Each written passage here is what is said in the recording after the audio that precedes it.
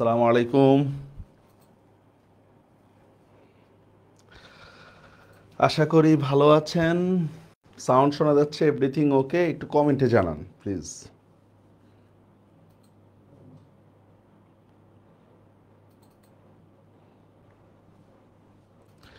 Everything okay?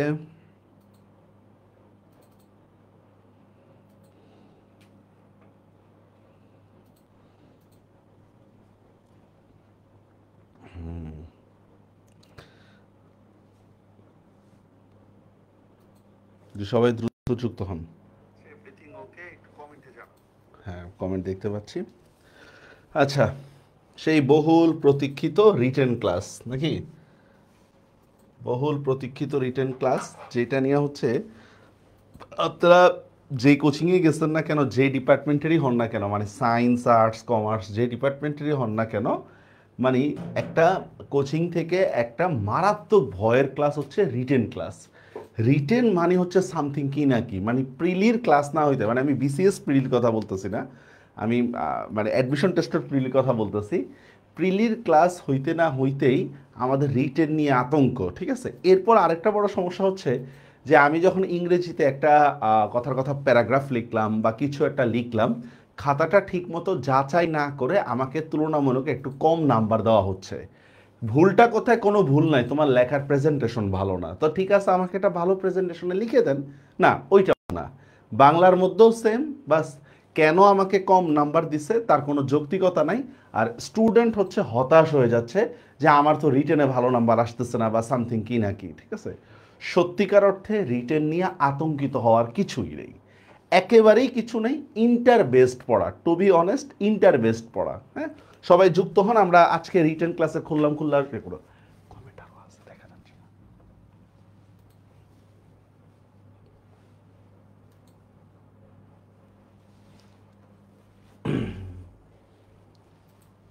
হুম, সবাই যুক্ত হন দ্রুত। ওকে, হ্যাঁ ঠিক আছে।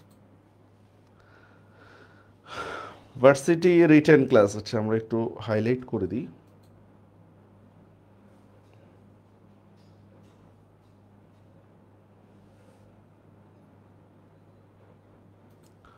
ওকে, শুরু করি আমরা।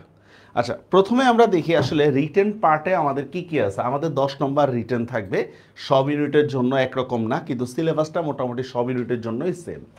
আচ্ছা, প্রথমে দেখেন আমাদের যে বিষয়গুলো থাকবে রিটেনের মধ্যে, আমি একেবারে অনিশ্চিত নাম্বার, সুনিশ্চিত নাম্বার, এই বিষয়গুলোও আমরা দিব, ঠিক আছে? অনিশ্চিত নাম্বার, সুনিশ্চিত নাম্বার, কোন জায়গায় কি লাগবে না লাগবে সেগুলোও দিব। আচ্ছা, দেখি আমরা ফার্স্টে দেখে রিটেনের মধ্যে আমাদের যে অংশ রয়েছে কবিতার উদ্ধৃতি ব্যাখ্যা, এইটা মোটামুটি পরীক্ষায় আসার সম্ভাবনা হচ্ছে 80%। কবিতার উদ্ধৃতি ব্যাখ্যা, বুঝা গেছে বিষয়টা?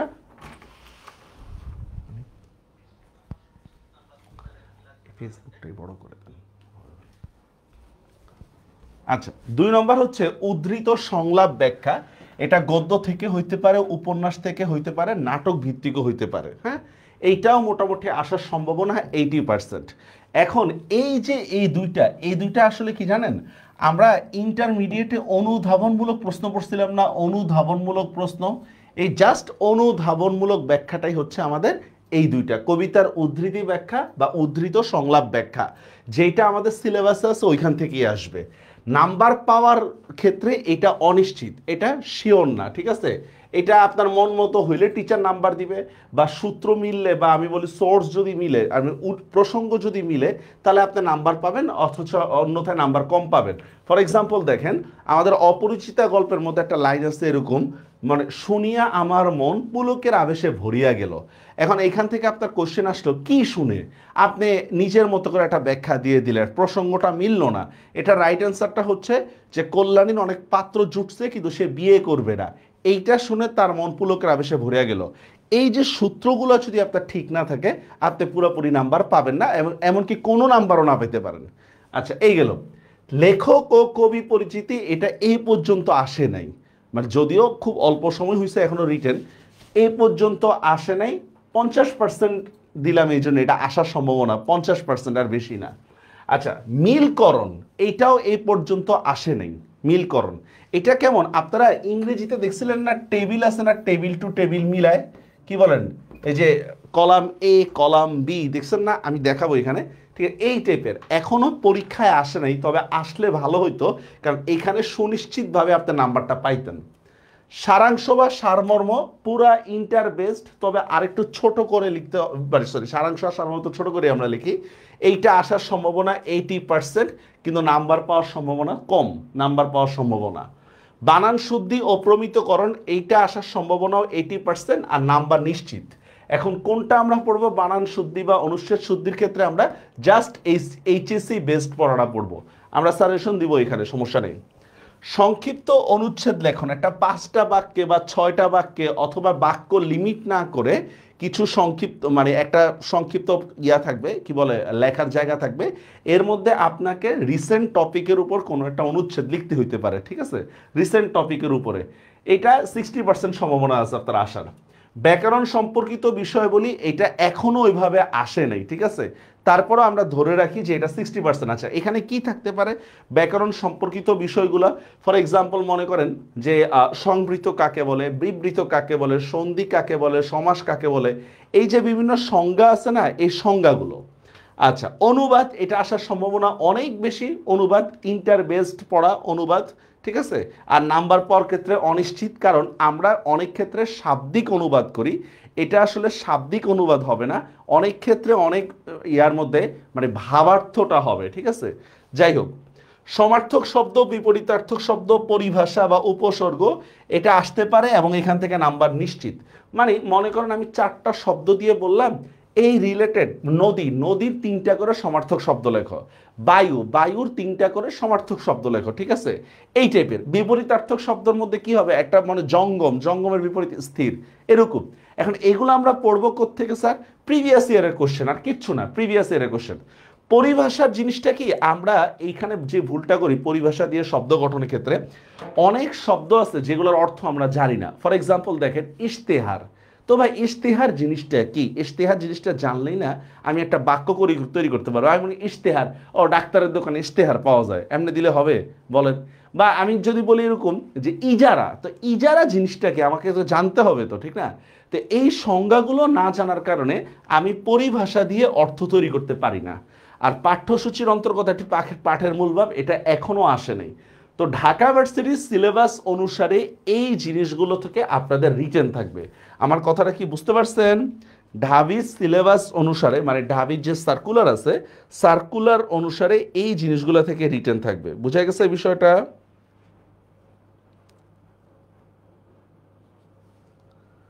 ওকে, তাহলে আমরা এবার মূল পড়ায় চলে যাই, কি বলেন?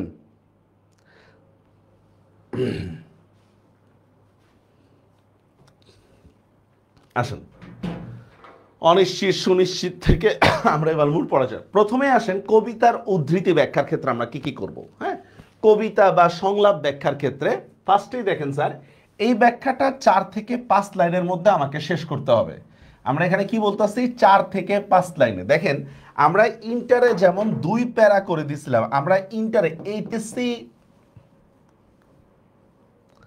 এইচএসসির মতো 2 প্যারা হবে না, এইচএসসি এর মতো নয়।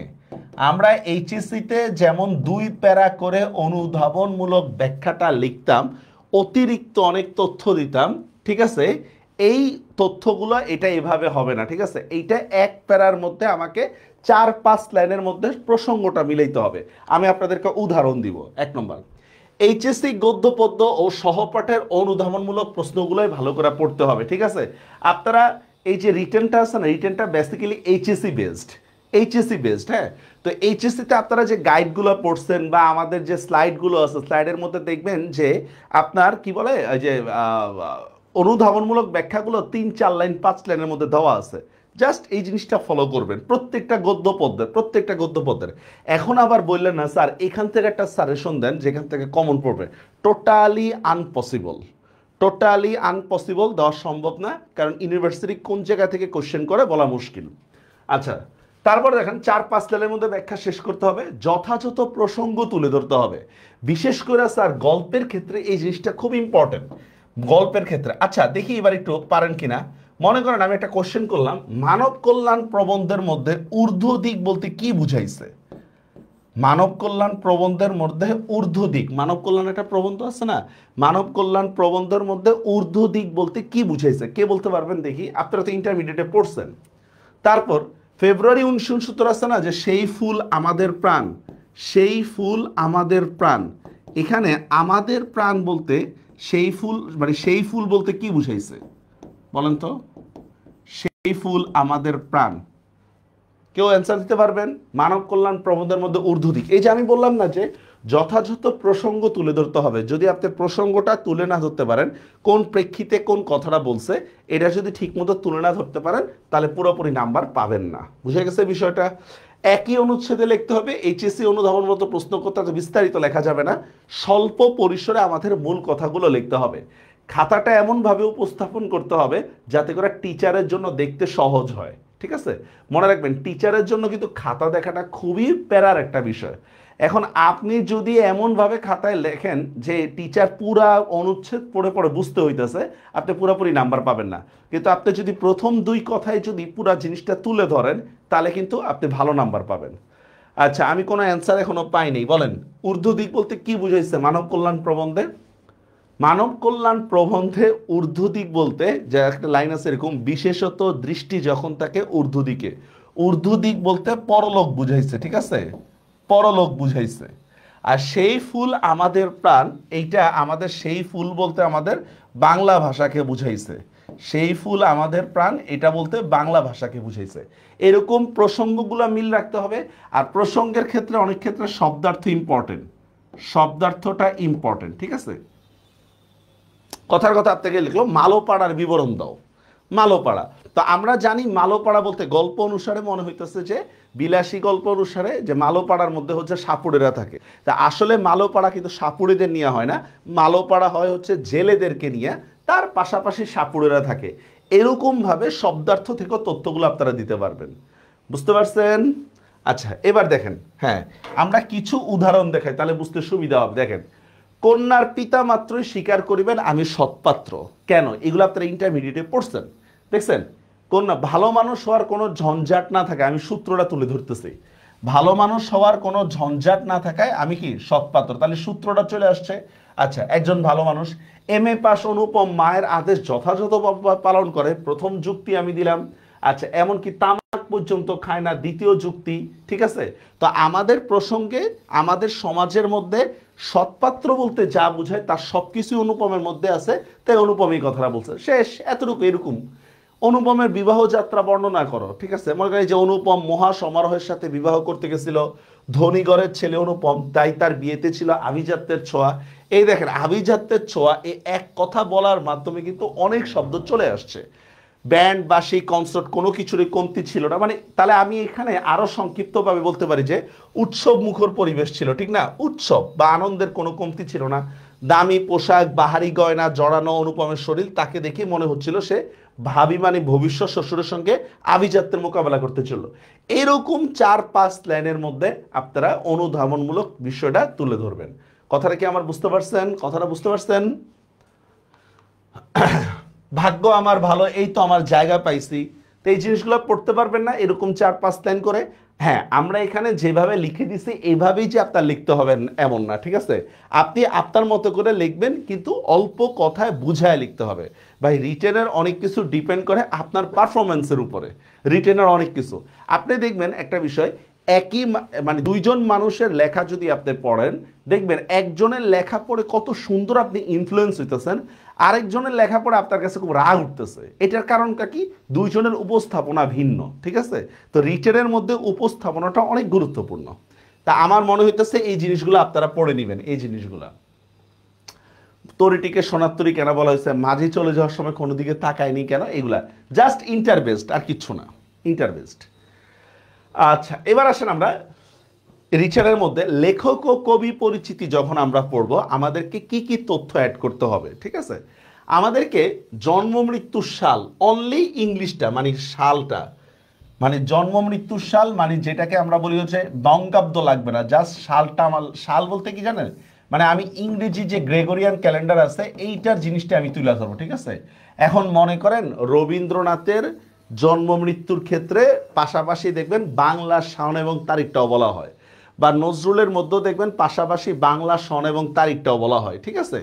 তো এভাবে আসলে দরকার নেই, আপনি জাস্ট ইংরেজি সনটা তুলে ধরলেই হবে, জন্ম মৃত্যুর ইয়াটা, তারিখও লাগবে না, জাস্ট সনটা।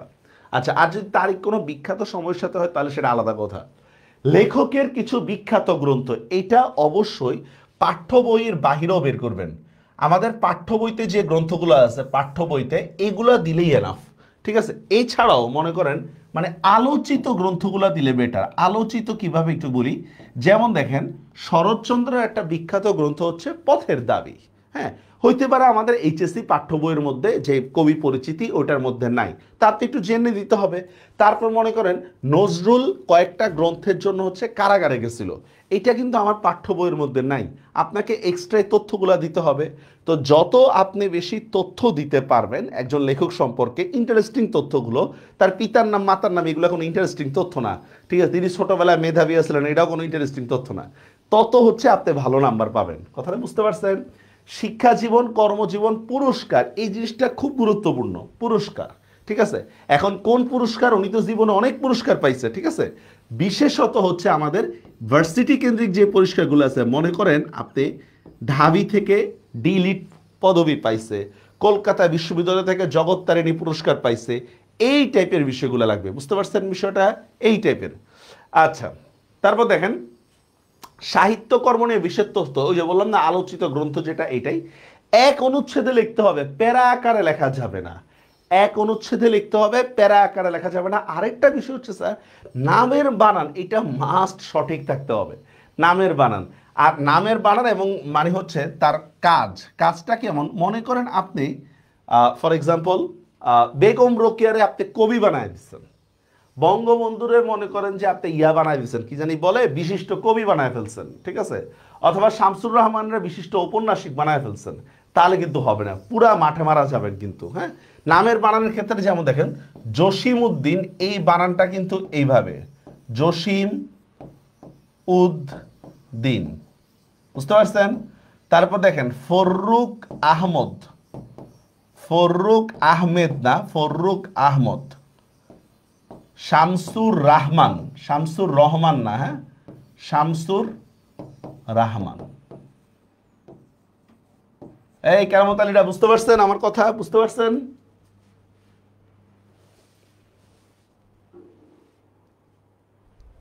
আই রে, পোলাপাইন ক্লাস না করে সাংসারিক আলাপ করে, এটা যে কোনো গঠন মানে পড়া বুঝতেছে নাকি না বুঝতেছে কোনো ইয়া নাই, সাংসারিক আলাপ করতেছে।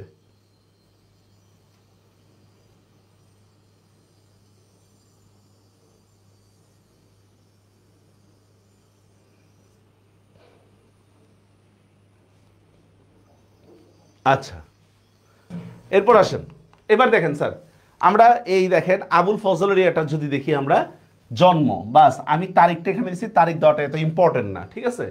শিক্ষা স্কুল জীবনে কি কি ছিলেন মানে এক্সট্রা কারিকুলাম যদি আমরা বলি, কর্মজীবনের ক্ষেত্রে চট্টগ্রাম ভার্সিটির অধ্যাপক ছিলেন, রাষ্ট্রপতির উপদেষ্টা ছিলেন, ঠিক আছে? এরপর দেখেন প্রগতিবাদী বুদ্ধিজীবী হিসাবে তিনি ছিলেন, ছাত্র জীবনে উনি বুদ্ধির মুক্তি আন্দোলন, এই যে একটা এক্সট্রা তথ্য। অন্যদের সাথে মুসলিম সাহিত্য সমাজ, এই যে আরেকটা এক্সট্রা তথ্য। কথাশিল্পী হিসাবে পরিচিত করেন, বা এই দুই লাইন আপনি না দিলেও সমস্যা নেই। আধুনিক অসাম্প্রদায়িক জীবনে আপনার বিভিন্ন ওনার গ্রন্থ আছে, দেখছেন মানবতন্ত্র, 21 মানি মাথা নত না করা, ইত্যাদি ইত্যাদি, ঠিক আছে? এইভাবে এখানে অনেক বড় হয়ে গেছে, আপনারা এটাকে ইচ্ছা করলে ছোট করে আরো দুই লাইন কমায়ও লিখতে পারেন, কোনো সমস্যা নেই। তো বিষয়টা হচ্ছে যে আমার কি লাগবে, জন্ম মৃত্যু, ঠিক আছে? আচ্ছা, তার কোনো এক্সট্রা অ্যাক্টিভিটিস, সরকারি চাকরি বলেন বা বেসরকারি চাকরি করেন, তার সাহিত্য কর্ম, এই বিষয়গুলো জাস্ট তুলে ধরবেন। যদিও এ রিলেটেড কোশ্চেন এখনো আসে নাই। দেখেন জসিম উদ্দিনের ক্ষেত্রেও জন্ম মৃত্যু গেল। আচ্ছা দেখেন রাজেন্দ্র কলেজ থেকে পড়ার সময় কলকাতা বিশ্ববিদ্যালয় থেকে দেখেন যে বিএ করছেন, কলেজ কবর কবিতা, এই যে একটা এক্সট্রা অ্যাক্টিভিটিস। ঢাকা ভার্সিটির অধ্যাপনা ছিলেন, পল্লী জীবন যেহেতু তো পল্লী কবি, এই জিনিসগুলো তুলে ধরতে হবে, ঠিক আছে? তার বিখ্যাত গ্রন্থ, কঠিন কিছু নাই বিষয়গুলো। এবার আসেন মিলকরণ, এই জিনিসটা কি দেখেন, এই ক্ষেত্রে টেবিল এ টেবিল বি আপনারা পড়ছেন, ঠিক আছে? টেবিল এ টেবিল বি এই বিষয়গুলো মিল করতে হবে আপনার। টেবিল এ বি বাংলা গদ্য পদ্য বা ব্যাকরণ অংশ থেকে আপনার কোশ্চেন আসতে পারে, কবি পরিচিতি থেকেও আমাদের প্রশ্ন আসতে পারে, যদিও এখন পর্যন্ত আসে না, কিন্তু ঢাবির সার্কুলারে যেহেতু দেওয়া আছে আমাদেরকে কিন্তু হচ্ছে প্রস্তুতি নিয়ে রাখতে হবে। উদাহরণ দিয়ে আপনাদেরকে, যেমন দেখেন পরদোষে কে চাহে মজিতে, এটা আমাদের সিলেবাসে পড়া ছিল না, ঠিক আছে? পরদোষে কে চাহে মজিতে, এখন আমাদের সিলেবাসটাকে আমি জানি না ডাবি ঠিক মতো জানি কিনা। এই লাইনটা আপনাকে দিয়ে বলল যে এইটা কার উক্তি, ঠিক আছে? যে পরদোষে কে চাহে মজিতে, এটা কি মাইকেল, দেখেন মাইকেল মধুসূদনের উক্তি না কবি ভক্তের উক্তি না বিভীষণের উক্তি, বুঝতে পারছেন? এই টাইপের জ্ঞাতিত্ব ভাতৃত্ব জাতি এ সকলে দিলা জলাঞ্জলি, এইটা কার উক্তি? রুশিলা বাসবত্রাস। রুশিলা বাসবত্রাস বলতে কাকে বলা হচ্ছে, ঠিক আছে? তো তখন আপনাকে কি করতে হবে, একটা টেবিল বা ছক এঁকে আপনাকে মিলায় দিতে হবে জাস্ট, ঠিক আছে? রুশিলা বাসবত্রাস বা কে কোনটা হবে না হবে এই জিনিসগুলো মিলাই দিতে হবে। কথাটা কি বুঝতে পারছেন? কি আটকে গেছে বলতে কি আটকে গেছে?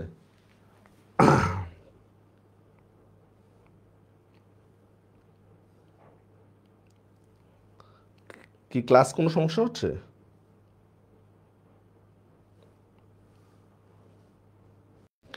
আচ্ছা, সেম দেখেন আপনি এই মানে এরকম গঙ্গাসাগর, এটা ইয়া থেকে আগে গঙ্গাসাগরের কথা কোথায় আছে, ব্রহ্মপুত্রের কথা কোথায় আছে, আপনি জাস্ট ছক করে আপনাকে যে অপশনগুলো দেওয়া থাকবে ছক করে এ বি সি এভাবে মিলাই দিবেন। পারবেন না? এখন আমি আপনাদেরকে একটা ছক করে দিই, দেখি আপনারা পারেন। বা এই দেখেন এটা, ওহে মেয়ে যদি বলো, এটা কার উক্তি ছিল?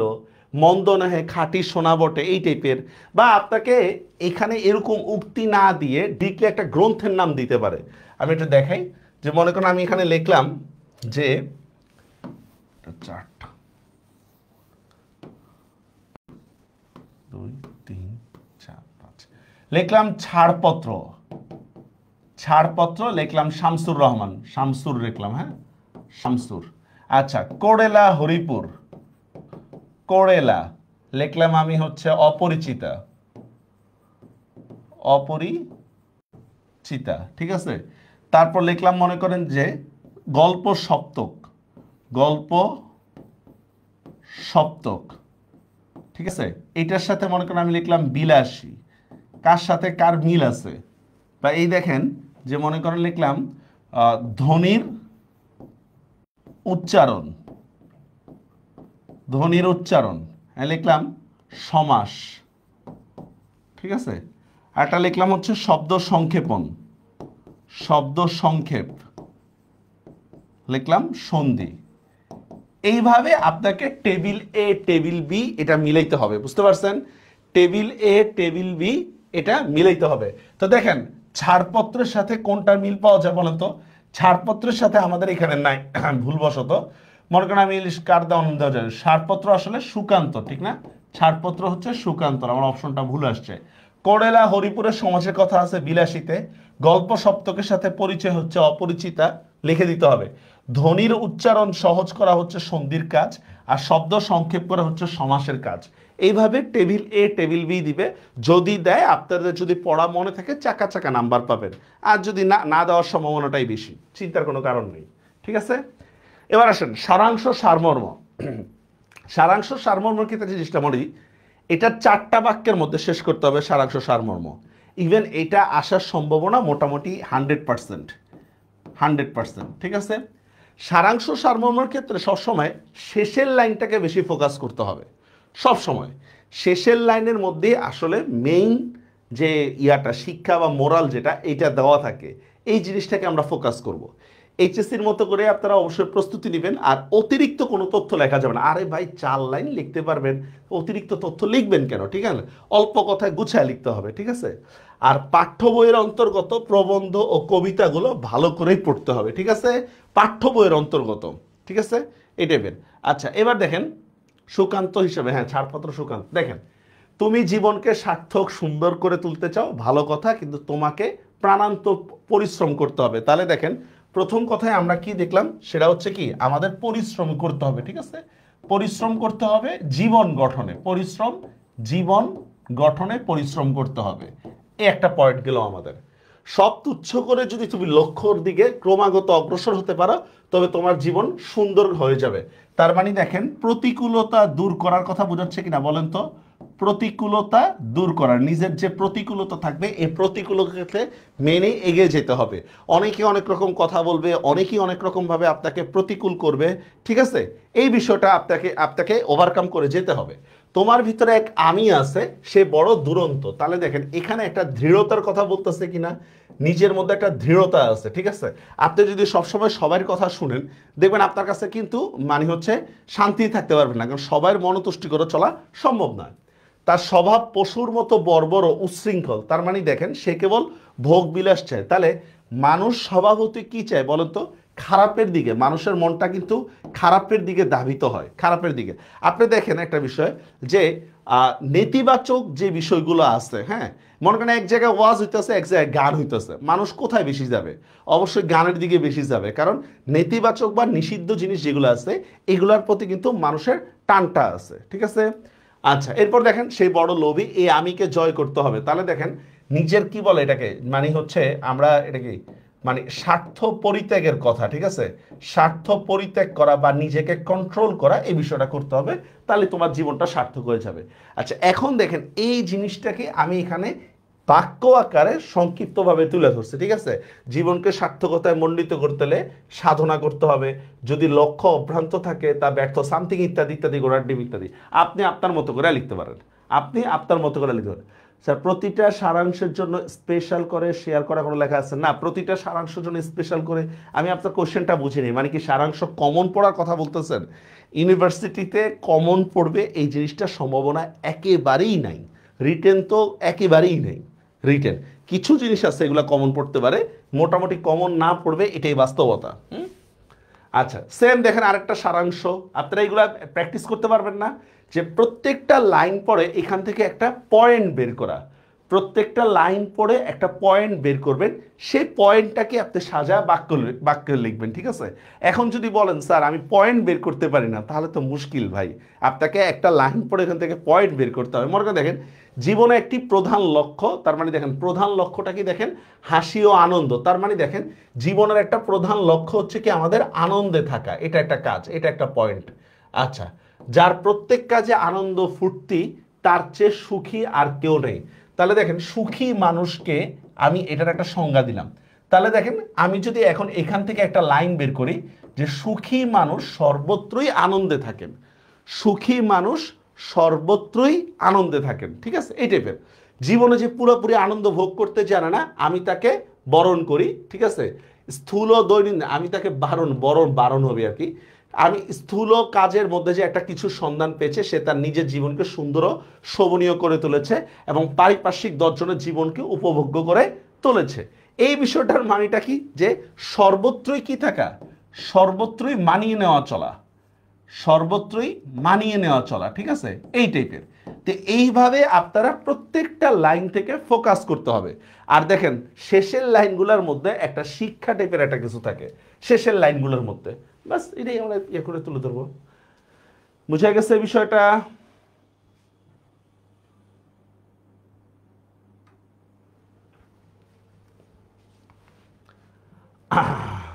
ওকে, সারমর্মের ক্ষেত্রেও সেম, যেহেতু সারমর্ম কবিতা থেকে আসবে, সারমর্ম কবিতা থেকে আসবে, ঠিক আছে। দুই লাইন করে বিশ্লেষণ করেন, দুই লাইন করে বিশ্লেষণ করে সারমর্ম আসবেন। আর দেখেন শেষের লাইনটা পড়েন, এই শেষের লাইনগুলোই কিন্তু শিক্ষা, শেষের লাইনগুলোই শিক্ষা। আপনি পুরোটা পড়ে বুঝতে হবে যে আসলে আমার থিমটা কি, সারাংশ সারমর্মের ক্ষেত্রে আমার থিমটা কি, এগুলা ইন্টারমিডিয়েটও পড়ে আসছেন। কোনো কোশ্চেন আছে বলেন স্যার?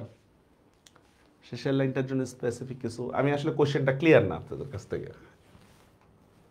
সারাংশ সারমর্ম নিয়ে কোনো কোশ্চেন?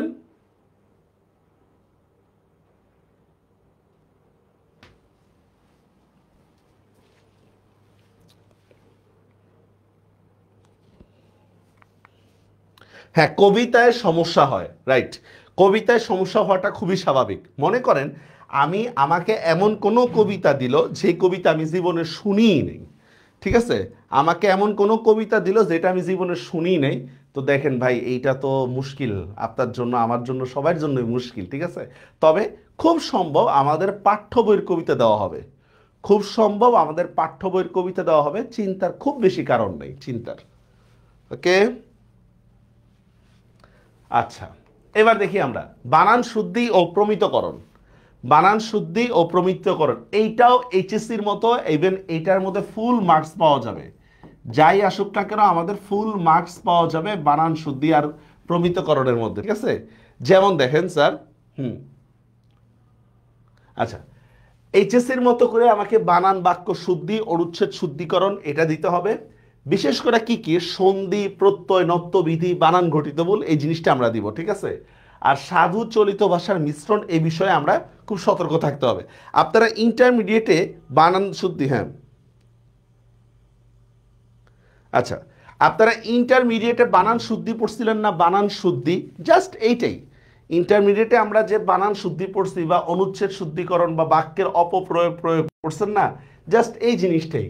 এই যে আমি চার্ট দিয়ে রাখলাম, আমি কিছু শব্দ দাগায় দিচ্ছি আপনাদেরকে, কিছু শব্দ দাগায় দিচ্ছি, এগুলো একটু ভালো করে মনে রাখেন, ঠিক আছে? যেমন এই যে একটা, তারপর হচ্ছে পরগনা, পোশাক, ঠিক আছে? এরপর অপরাহ্ন, নির্নিমেষ, পূর্বাহ্ন, ধরন, শিহরণ, হ্যাঁ, আর এখানে আর কিছু নেই এখানে। আচ্ছা, এই যে কঙ্কনটা লাগবে, কঙ্কন। এরপর দেখেন, এটা হচ্ছে সন্ধি, মানে সন্ধির কারণে এই ভুলগুলো হয়, সন্ধির কারণে, ঠিক আছে?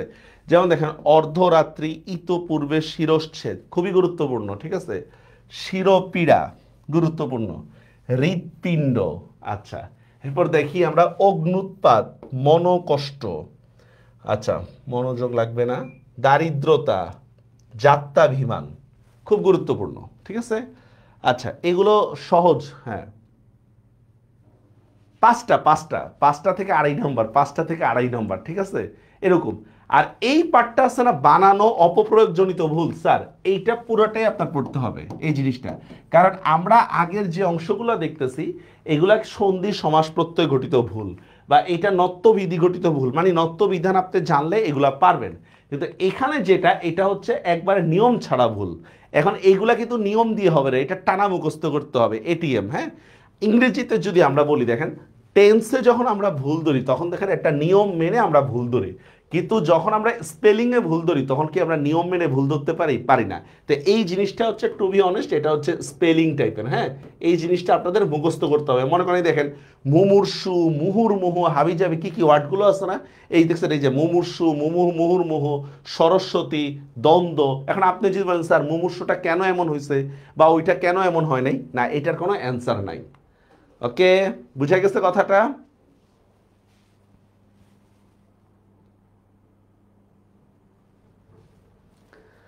ওকে, এবার দেখেন স্যার বাক্য শুদ্ধিকরণ এগুলো আপনারা পড়ছেন, ইন্টারমিডিয়েটে পড়ছেন, আমি ইন্টারমিডিয়েটের পড়াটাই দিচ্ছি, আমি ইন্টারের পড়াটাই দিচ্ছি, ঠিক আছে?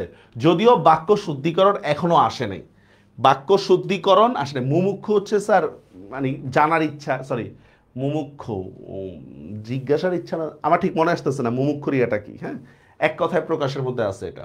আচ্ছা, এটা বাক্য, এগুলা কিছুই না, এগুলো আপনারা এমনি পারবেন, এটা আমি আর কিছু বললাম না। এইটা আসছে আমাদের যে অনুচ্ছেদ শুদ্ধিকরণ, ঠিক আছে? অনুচ্ছেদ শুদ্ধিকরণ দেখেন, অফিস চলাকালীন সময়, কালীন আর সময় দুইটা একই। যেমন মসজিদের মধ্যে লেখা থাকে না লাল বাতি জ্বলাকালীন সময় নামাজ পড়বেন না, এটা কিন্তু ভুল। কালীন আর সময় দুইটা তো একই, ঠিক আছে? তিনি খুবই সুবিচক্ষণ ব্যক্তি, ভাই বিচক্ষণের আগে আবার সুবি লাগে না। তারপর দেখেন তাকে দেখে তার স্ত্রী বিস্ময়ে অবাক হলেন, তার স্ত্রী, আচ্ছা তাকে দেখে তার স্ত্রী বিস্ময়ে অবাক হলেন। আচ্ছা, আকাশ সাহেব বাসায় ফিরে আকণ্ঠ ভোজন, এখানে আকণ্ঠ পর্যন্ত দিলে ভালো হইতো, আকণ্ঠ পর্যন্ত দিলে ভুলটা হইতো, ঠিক আছে? স্ত্রী কোনো কথায় জবাব না দিয়ে পোশাক পাল্টিয়ে, দেখেন এই যে সাধুরীতি শব্দ, পাল্টে বেরিয়ে গেলেন। তার স্ত্রী নিঃসন্দিহান নয়, যে এখানে নিঃসন্দিহান নিয়ে একটা ভুল। তো এইভাবে দেখেন অফিস চলাকালীন সময়টা বাদ হয়ে গেছে, তিনি বিচক্ষণ ব্যক্তি গেল আরেকটা, ঠিক আছে? তিনি বাসায় ফিরে আকণ্ঠ ভোজন, এখানে বললাম পর্যন্তটা ভুল আসছে। 3 নম্বর, স্ত্রীর কোনো কথা জবাব না দিয়ে পোশাক পাল্টে, পাল্টিয়ে না পাল্টে, পোশাক পাল্টে আবারও বেরিয়ে পড়লেন। তার স্ত্রী সন্দিহান, যে দেখছেন 5 নম্বর, নিঃসন্দেহান, এটা একটা ভুল, হয়তো তার কোনো বিপদ ঘটেছে। এইভাবে আমরা জাস্ট শুদ্ধ করে লিখবো, এইভাবে জাস্ট আমরা শুদ্ধ করে লিখবো, ঠিক আছে? আচ্ছা দেখি,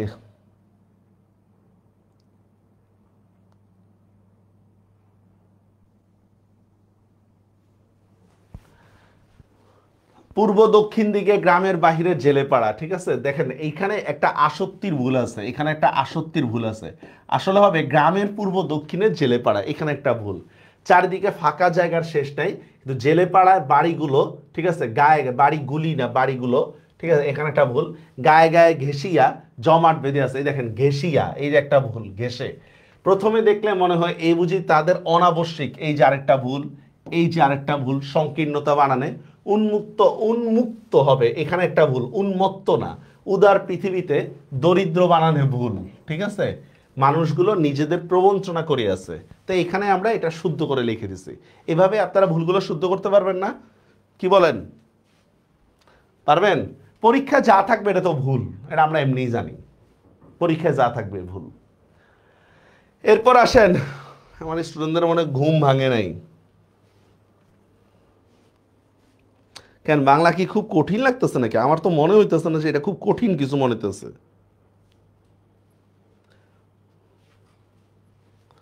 আচ্ছা এবার দেখেন, অনুচ্ছেদ রচনা এটা নির্দিষ্ট টপিকের উপরে। আমার যেটা মনে হয় সেটা হচ্ছে সাম্প্রতিক বিষয়ের উপরে আপনাদের অনুচ্ছেদ আসতে পারে, সাম্প্রতিক বিষয়ের উপরে, ঠিক আছে, সাম্প্রতিক বিষয়ের উপরে। তো এখন দেখেন কয়েকটি বাক্যে আপনার অনুচ্ছেদ দিতে পারে। মনে করেন আপনাকে বলেই দিল 5টা বা 6টা বাক্যে অনুচ্ছেদ লেখেন, এটা আপনাকে বলেই দিতে পারে। অথবা যদি বাক্য নির্দিষ্ট না থাকে তাহলে আপনাকে 10 বাক্য, আপনি সবচেয়ে মানে সর্বোচ্চ 10টা বাক্য অ্যাপ্লাই করতে পারবেন, এর চেয়ে বেশি করবেন না, কারণ আপনার লেখার জন্য একটা নির্দিষ্ট সীমা আছে। তবে আমার যেটা মনে হয় এইগুলা না আসার সম্ভাবনা বেশি। তথ্যবহুল অনুচ্ছেদ রচনা করতে হবে, রাইট। তথ্য অনুচ্ছেদের মধ্যে যত বেশি ইনফরমেশন দিতে পারেন তত ভালো। ফর এক্সাম্পল মনে করেন আমি আপনাকে বললাম যে জুলাই আগস্ট বিপ্লব নিয়ে লেখো, যত বেশি তথ্য, কবে শুরু হয়েছে, কোথায় মারা গেছে, কতজন মারা গেছে, এই বিপ্লবের উদ্দেশ্য কি ছিল, কিভাবে এই বিপ্লবটা হয়েছে ধরেন। বা মনে করেন যে কি দেওয়া যায় রিসেন্ট টপিকের ক্ষেত্রে, আমি তো মারামারি কাটাকাটি ছাড়া কিছু দেখতেছি না। আচ্ছা ধরেন যে আমি বললাম যে বিশ্বকাপ দিয়ে লেখো, ফুটবল বিশ্বকাপ, বা নারীদের সাফ চ্যাম্পিয়ন নিয়ে লেখো, বাস এইভাবে আপনারা তথ্য বলতে এগুলো দিবেন, হ্যাঁ। তারপর পদ্মা সেতু নিয়ে লেখো, আবার পদ্মা সেতু মানে আওয়ামী লীগ এটা মনে করেন না, হ্যাঁ। বা মেট্রো রেল নিয়ে লেখো, শহরের জীবনে মেট্রো রেলের প্রভাব নিয়ে লেখো, হ্যাঁ। তখন ইনফরমেশনগুলো আমাদের দিতে হবে। বাক্য নির্দিষ্ট না থাকলে 10টা বাক্যে অনুচ্ছেদ লিখতে হবে। আর অপ্রয়োজনীয় তথ্য লেখা যাবে না, অপ্রয়োজনীয় তথ্য লেখা যাবে না, ঠিক আছে। আমি এখানে 2টা অনুচ্ছেদ দিয়ে দিছি, পরিবেশ দূষণ নিয়ে একটা অনুচ্ছেদ দিয়ে দিছি, পরিবেশ দূষণ। এখন আপনি আবার এটা দিয়েন না পরিবেশের দূষণ কবে থেকে শুরু হয়েছে, এইভাবে কিন্তু আবার দিয়েন না, হ্যাঁ, তাহলে বিপদে পড়বেন কিন্তু। বায়ু দূষণের কারণটা কি, বাস দেখেন 1 2 3 4 5 6 7 8 9 10। এখন আপনি বলতে পারেন স্যার পরীক্ষার হলে তো এরকম আমি 10টা মেপে মেপে লিখতে পারবো না, রাইট। আপনার যখন নিজের মনে হবে যে না আমি অনেক কিছু তুলে ধরতে পারছি, বা আপনি যখন স্যাটিসফাইড হবেন তখনই অনুচ্ছেদ লেখা শেষ। আপনি যখন স্যাটিসফাইড হবেন তখনই কি হবে, অনুচ্ছেদ লেখা শেষ। বুঝা গেছে? হ্যাঁ, মুক্তির ইচ্ছাকে বলা হয় মুমুক্ষু। সেম সড়ক দুর্ঘটনা দেখছেন, অহরহ একটা ঘটনা, 1 2 3 4 5 6 7 8 9 10, 10 লাইনে আমি তুলে ধরছি। কিন্তু যদি আপনাকে বলা হয় 5 বাক্যে তুলে ধরো বা 6টা বাক্যে তুলে ধরো, এরকম পরীক্ষায় আসছে, তখন কিন্তু আর এইভাবে দিলে হবে না। তখন আপনাকে অনুচ্ছেদটা 5 6টা বাক্যেই তুলে ধরতে হবে, কিন্তু প্যারা থাকবে একটা। মানে আপনি কিন্তু নাম্বার 1 নাম্বার 2 নাম্বার 3 এভাবে দিলে হবে না, কিন্তু আপনি এক প্যারাতে, কারণ জানেন অনুচ্ছেদের মধ্যে কখনো প্যারা করা যায় না, এক প্যারাতেই তুলে ধরতে হবে, কিন্তু 4 5টা বাক্যের মধ্যে তুলে ধরতে হবে, ঠিক আছে। এটা এখন রিসেন্ট যে টপিকগুলো আছে এইটার উপর থেকে আসার সম্ভাবনা বেশি, যদি দেয়, আর না দিলে তো নাই। কথাটা কি বুঝতে পারছেন? Is it clear? এবার আসেন ব্যাকরণ সম্পর্কিত কিছু তথ্য, ব্যাকরণ সম্পর্কিত সংজ্ঞা যেগুলো আমাদের পরীক্ষায় আসতে পারে। স্যার ব্যাকরণ সম্পর্কিত সংজ্ঞার সাথে সাথে অবশ্যই আপনাকে উদাহরণ তুলে ধরতে হবে। সংজ্ঞার সাথে সাথে 100% আপনাকে উদাহরণ তুলে ধরতে হবে, নাহলে হবে না, ঠিক আছে। এখানে আমি যে সংজ্ঞাগুলো দিয়েছি মোটামুটি এগুলোই পরীক্ষার জন্য এনাফ। মোটামুটি দেখেন ভাষা কাকে বলে, ব্যাকরণ কাকে বলে, লিপি কাকে বলে, ধ্বনি কাকে বলে, বর্ণ। আচ্ছা আপনাদেরকে একটা সহজ একটা কোশ্চেন, আপনাদের কি মনে হইতেছে ক্লাসটা অনেক কঠিন? কি বলেন? আসলে বাংলা রিটেন নিয়ে কি আসলেই খুব আতঙ্কের বিষয়, কি মনে হয়? কারণ আমি যেই লিস্টটা আপনাদের দেখাইছি প্রথমেই, এইটাই কিন্তু ডাভিস সার্কুলারে আছে, এইটাই ডাভিস সার্কুলার আছে। এখন আমাদের সমস্যাটা কোথায় জানেন? সমস্যাটা হচ্ছে অনুচ্ছেদ রচনা। আমি এইটা লিখে দিলাম, আপনি আমাকে পুরোপুরি নাম্বার দিলেন না, ঠিক আছে। আমি কনফিউজ হয়ে গেলাম, আমি কেন নাম্বার পাচ্ছি না, কেন নাম্বার পাচ্ছি না সেটাও টিচার বলতেছে না, ঠিক আছে। বা যখন আমি সারাংশ সারমর্ম লিখতেছি, সেম একই জিনিস, ঠিক আছে, সারাংশ সারমর্ম বা ভাবসংস্করণ যখন লিখতেছি একই জিনিস লিখতেছি, আপনি নাম্বার দিচ্ছেন না, এইটাতেই স্টুডেন্টরা ভয় পাওয়া যায়। আসলে ভয়ের কিছু না। আর টু বি অনেস্ট, বাংলা বা ইংরেজি এটা ম্যাথ ফিজিক্স কেমিস্ট্রির মতো না যেখানে চাকা চাকা নাম্বার আছে, ম্যাথ মিললেই আপনি নাম্বার পাবেন, এরকম না। কথাটা কি বুঝতে পারছেন? ওকে, দেখেন লিপি, ধ্বনি, বর্ণ, সাধুরীতি কাকে বলে, চলিত রীতি কাকে বলে, হ্যাঁ চলিত রীতি কাকে বলে, ঠিক আছে। তারপর দেখেন উপভাষা বা আঞ্চলিক ভাষা কাকে বলে। আঞ্চলিক ভাষা মানে বুঝেন, ওই যে গ্রামের মধ্যে নোয়াখালীর মধ্যে বলি না আমরা হানি, পানিরে হানি বলি, আমিরে মুই বলি, এইটাই দেখেন বিভিন্ন ক্ষুদ্র ক্ষুদ্র অঞ্চলে নিজ নিজ ভাষা ইয়াকেই বলে উপভাষা বলে। যুগ্ম স্বরধ্বনি কয়টা, তারপর দেখেন পদ কাকে বলে, প্রাতিপদিক কাকে বলে, সন্ধি কাকে বলে, এগুলা ম্যাক্সিমাম আমাদের এইচএসসি বেসড কোশ্চেনই থাকবে।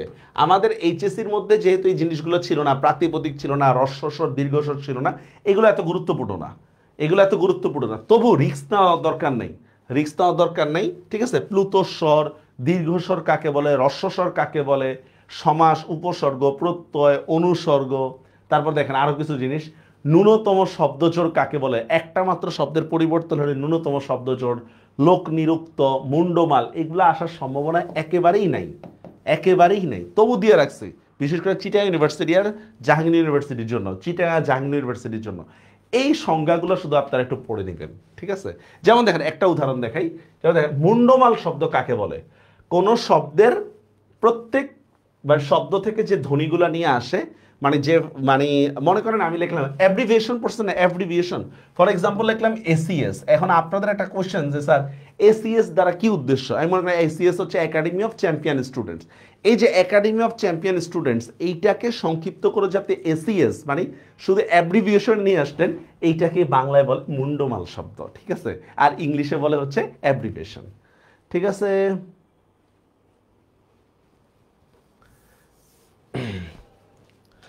কি বললেন, আপনি পড়াচ্ছেন আর আর কঠিন হতে পারে, সহজ লাগতেছে অনেক, একেবারেই সহজ, টু বি অনেস্ট একেবারেই সহজ, পারবেন এগুলো পড়তে। আচ্ছা, অনুবাদ স্যার এইটাই, এই যে আরেকটা অপ্রত্যাশিত নাম্বার, আরেকটা অপ্রত্যাশিত নাম্বার, ঠিক আছে, অনুবাদ।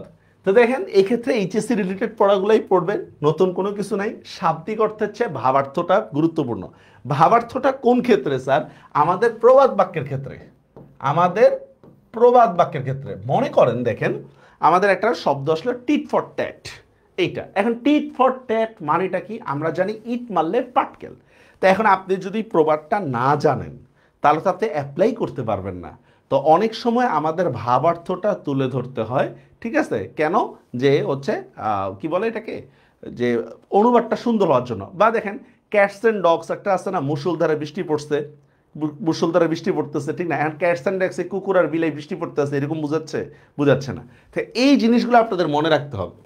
পরিমার্জিত অনুবাদ, পরিমার্জিত অনুবাদের একটা উদাহরণ দিই আপনাদেরকে, তাহলে বুঝতে সুবিধা হবে। ছোটবেলায় আমরা ছোটবেলায় দেখছিলাম, ছোটবেলা না মোটামুটি কৈশোর বয়সেও দেখছিলাম আমরা, টম এন্ড জেরির একটা ভিডিও পাওয়া যেত, টম এন্ড জেরির সিডিতে পাওয়া যেত বাংলা, খুব সুন্দর অনুবাদ ছিল, খুব সুন্দর, কোনো গালিগালাজ নাই, বাচ্চারা দেখে খুব মজা পাইতো। ইভেন আমার বাচ্চাদেরকে আমি দেখাইছি, বাচ্চারা দেখি ওইটা দেখে হচ্ছে সুন্দর বাংলা বলে ওইটা বাংলাটা। আর এখন দেখবেন বিভিন্ন চ্যানেলে আপনার অনুবাদ করে, অনুবাদগুলোর মধ্যে হচ্ছে গালি ইউজ করতে হয়, বা মনে করেন যে স্ল্যাং, বা মানে অনুবাদটা মোটেও সুবিধার না, চুপে চাপে শুনতে হয়, ঠিক আছে। তো এইভাবে পরিমার্জিত অনুবাদ করতে হবে আপনাকে। আপনি এমন কোনো ব্যবহার মানে শব্দ ব্যবহার করতে পারবেন না যেটা হচ্ছে আপনাকে শ্রুতিকটু লাগে বা দেখতে খারাপ দেখা যায়, এই টাইপের কিছু ব্যবহার করতে পারবেন না। আমরা কিছু উদাহরণ দেখাবো, দেখেন যেমন দেখেন স্যার এইটা আপনি আপনার মতো করে দেখেন, দেখেন a man sight his greatest treasure, দেখেন মানুষের দৃষ্টিশক্তি তার সবচেয়ে মূল্যবান সম্পদ। এখন ট্রেজার শব্দের অর্থ কিন্তু আরো অনেক কিছু হইতে পারে, ট্রেজার শব্দের অর্থ জীবনে। তারপর দেখেন there is no greater misfortunate in life than blindness, দেখেন জীবনে অন্ধত্বের চেয়ে বড় কোনো দুর্ভাগ্য আর কিছু নাই। এখন দেখেন এখানে বিষয়টা, এখানে অন্ধত্ব বলতে কিন্তু চোখের অন্ধত্ব বোঝায় নাই, এখানে চোখের অন্ধত্ব বোঝায় নাই, এখানে বোঝাচ্ছে কিন্তু মনের অন্ধত্ব। যেমন আমরা অনেকেই কিন্তু চোখ থাকিতেও অন্ধ আমরা, ঠিক আছে। তারপর দেখেন a blind person can not C the কি বিউটিস অফ নেচার, একটা লোক প্রাকৃতিক সৌন্দর্য দেখতে পারে না, ঠিক আছে, গুড। এখানে ব্লাইন্ড বলতে কি শুধু চোখের বোঝাচ্ছে না, এখানে ব্লাইন্ড বলতে চোখ মন সব কিছুর বোঝাচ্ছে, ঠিক আছে। তারপর দেখেন he can not C the lovely beauty, আচ্ছা বাটারফ্লাই, বুঝলাম যে সে মনোহর প্রজাতিকে দেখতে পারে না, দেখছেন। দেখেন আমি যদি বলতাম সুন্দর প্রজাপতি, দেখেন কথার কথা আমি লিখলাম বিউটিফুল মানে তো সুন্দর, সুন্দর হচ্ছে মনোহর শব্দটা বেশি ভালো। কেন? সুন্দর মানে হচ্ছে দেখতে সুন্দর, মনোহর মানে যেটা মনকে আকর্ষণ করে, ঠিক আছে। জাস্ট এই শব্দগুলোর পলিটিক্সে আপনাকে চেঞ্জ করে ফেলবে, এই শব্দগুলোর পলিটিক্সে আপনাকে মানে সরি পলিটিক্স চলে আসছে, এই শব্দগুলোর ব্যবহারই আপনার অনুবাদকে হচ্ছে কি মার্জিত করে তুলবে, ঠিক আছে। He can not discover the treasure of human thoughts lying in books, ঠিক আছে। He can not right and to express something করার ডিম ইত্যাদি ইত্যাদি। পারবেন এগুলো? পারবেন? এটা কি করতে হবে স্যার? প্র্যাকটিস করতে হবে, এগুলো কিচ্ছু না। এখন ইংরেজি ওয়ার্ড মিনিং যদি আপনি না জানেন, বলেন আপনি কিভাবে অনুবাদ করবেন? আপনি যদি ফ্রেজ অ্যান্ড ইডমসের অর্থ না জানেন তাহলে কি অনুবাদ করা পসিবল? Totally impossible. মোটামুটি এগুলা থেকে ফুল মার্ক আসা সম্ভাবনা বা 90% মার্ক আসবে, 90%। ধরেন 2.5 মার্ক আমি 2 মার্ক দিলাম, ঠিক আছে, আবার 2.3 এরকম দিবে না। তবে অনেক ক্ষেত্রে ডিপেন্ড করে টিচারের মন মর্জির উপরে, অনেক ক্ষেত্রে ডিপেন্ড করে হচ্ছে টিচারের মন মর্জির উপরে। ওকে, এখন আপনাদের সুবিধার্থে আমি কিছু প্রবাদের অনুবাদও দিয়ে দিছি, আপনাদের সুবিধার্থে আমি কিছু প্রবাদের অনুবাদও দিয়ে দিছি, আপনারা একটু কষ্ট করিয়া কেষ্ট করিয়া পড়িয়া নিয়েন। হ্যাঁ, কাটা দিয়ে কাটা গোলা, to set a thief to catch a thief, এই টাইপের কাটা দিয়ে কাটা তোলা এভাবে। ওকে, এবার আসেন সমার্থক শব্দ। স্যার সমার্থক শব্দটা কি? ঠিক আছে, আল্লাহ এখানে আছে ক্লাস, কালকে আমাকে আমাদের কন্ট্রিবিউটার বলতে, স্যার রিটেনের উপর কি একটা ক্লাস হবে না আরো অনেকগুলো ক্লাস হবে? স্টুডেন্টরা খুব আতঙ্কে আছে। আমার মানে হচ্ছে এত আতঙ্ক আমাদের মধ্যে, আসলে আতঙ্কের কিচ্ছু নেই, এই জিনিসটা আপনার এক্সপ্রেস করতে হবে, এই জিনিসটা আমি শুধু দেখাই দেবো, এভাবে এক্সপ্রেস করে লিখতে হবে কিন্তু আপনার। এই যে অনুবাদের কথাটা বললাম, আপনি ওয়ার্ড মিনিং না জানলে তো অনুবাদ পারবেন না। তার মানে দেখেন এটা শুধু রিটেনের সাথে সম্পৃক্ত না, এটা কিন্তু আপনার প্রিলির সাথেও সম্পৃক্ত। দেখেন যে শব্দগুলো পরীক্ষায় বিষয় থাকে ভাই, এইটা সব ইউনিটের জন্য, এটা অল বিডি মানে পুরা বাংলাদেশের সবগুলো ইউনিভার্সিটির জন্য এই শব্দগুলা মোটামুটি এই শব্দগুলো থেকে কমন থাকে। এখন আপনাদের কি আসতে পারে যে বলতে পারে যে এই রিলেটেড 3টি করে সমার্থক শব্দ লেখো, 3টি করে সমার্থক শব্দ, আর কিচ্ছু না, যে এই রিলেটেড আমাকে 3টা করে সমার্থক শব্দ দাও। ফর এক্সাম্পল কন্যা, সূর্য, কোকিল, এইটা খুবই গুরুত্বপূর্ণ। যেই ইউনিভার্সিটি পরীক্ষা দেন না কেন আপনারা, এই 4টা খুবই গুরুত্বপূর্ণ, মোটামুটি পরীক্ষা এই 4 থেকেই আসবে মোটামুটি। এখন পারবেন না 3টা করে সমার্থক শব্দ লিখতে? কি বলেন, পারবেন না 3টা করে সমার্থক শব্দ লিখতে? এখন যদি আপনি সমার্থক শব্দ না জানেন, শেষ, কিছু করার নাই।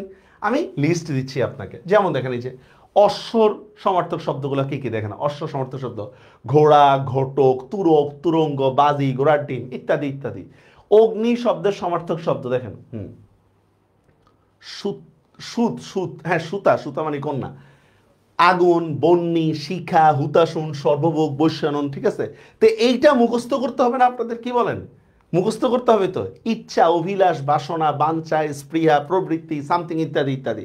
ঈশ্বর, আল্লাহ, খোদা, এলাহি, সৃষ্টিকর্তা, সামথিং সামথিং ইত্যাদি ইত্যাদি। এই জিনিসটাই হচ্ছে আমাদের সমার্থক শব্দ। কি পারবেন? এখানে কি 3টার বেশি করে আছে না? কি বলেন, এখানে তো 3টার বেশি করে আছে, 3টা করে শব্দ দিতে হবে স্যার, এটা মুখস্থ করতে হবে। আচ্ছা, এখন এইটা মুখস্থ করব কখন? এটা একটা কোয়েশ্চেন স্যার। এইটা এখন মুখস্থ না করাটাই বেটার, এটা এখন মুখস্থ না করাটাই বেটার। এটা মুখস্থ করবেন পরীক্ষার 20 থেকে 25 দিন আগ থেকে, 20 বা 25 দিন। আমরা পড়ালেখার মধ্যে সবচেয়ে ফ্রাস্ট্রেট হই কেন জানেন? আমরা ফ্রাস্ট্রেট হই কারণ হচ্ছে যে পড়াটা পড়ছি এই পড়াটা আমরা ভুলে যাই, এই জন্য। তো দেখেন প্রথম যখন আপনি অ্যাডমিশনের প্রস্তুতি নিচ্ছিলেন, আপনি ইংলিশ ভোকাবুলারি পড়তেছিলেন, বাংলা সমার্থক শব্দ, বিপরীতার্থক শব্দ এগুলো পড়তেছিলেন, জিকের মুখস্থ পাঠ পড়তেছিলেন, ধরে নিলাম।